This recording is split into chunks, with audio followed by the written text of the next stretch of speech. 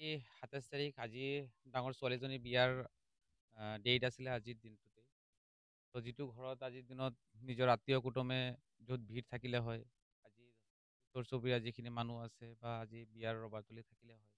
আৰু সেইটো ঘৰ আজি হৈ আছে এক শ্মশান সদৃশ ক'লেই ভুল নহ'ব। তো এক মৰ্মান্তিক ঘটনা মানে এইটো কোৱাৰটো আৰু আমাৰ ভাষা নাই।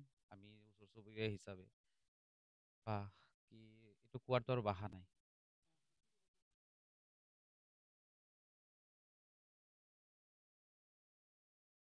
এইটো আমিতো আৰু মুখেৰে কোৱাৰটো আৰু এইটো অৱস্থা নাই আমাৰ।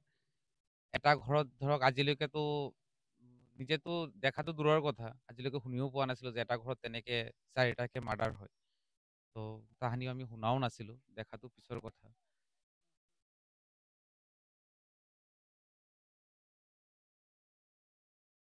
হয়, হয়।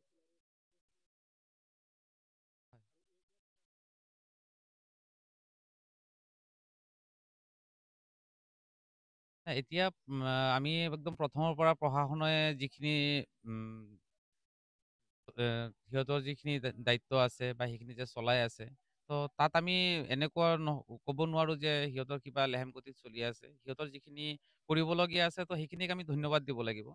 কিন্তু এতিয়ালৈকে কোনো ধৰণৰ ক্লু উলিয়াব পৰা নাই, এইটো এটা ৰহস্যজনক কথা হৈ আছে। হয়, হয়।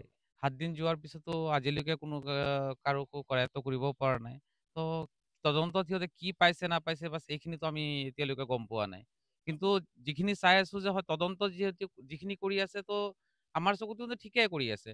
সিহঁতৰ যিখিনি ল'ব লাগে সেইটো কাৰণে প্ৰশাসনকো ধন্যবাদ দিব লাগিব। কিন্তু মানে দুৰ্ভাগ্যৰ বিষয় যে এতিয়ালৈকে কোনো এজন আসামিক কৰায়ত্ব কৰিব পৰা নাই।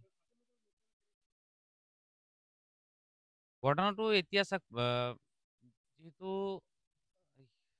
তদন্ত চলি আছে। তো ইয়াৰ ওপৰততো আমিতো আৰু একো ক'ব নোৱাৰো।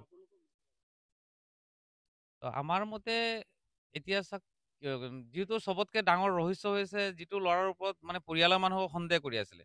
তো তেখেতৰ ডেড বডি এদি ঘৰত পৰি আছিলে। তো বস্তুটো এতিয়া কাৰ ওপৰত আমি কি ক'ম কওক? ইয়াতকে বেছিতো আমি ক'ব নোৱাৰো। যিটো তদন্তৰ পিছতহে ওলাব চব। নিশ্চয় থাকিব পাৰে। তৃতীয় কোনো পাৰ্টিৰ নিশ্চয় হাত থাকিব পাৰে। নহ'লে সেই মানুহজনক কোনে মাৰিলে?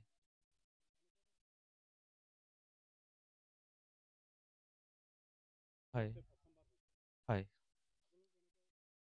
এতিয়া চাওক আমাৰ গৰাজান বুলি নহয়, জুৰিয়া গৰাজন বুলি নহয়, হয়তো অসমৰ ভিতৰত এনেকুৱা ঘটনা হৈছে নে নাই মোৰ অলপ সন্দেহ আছে।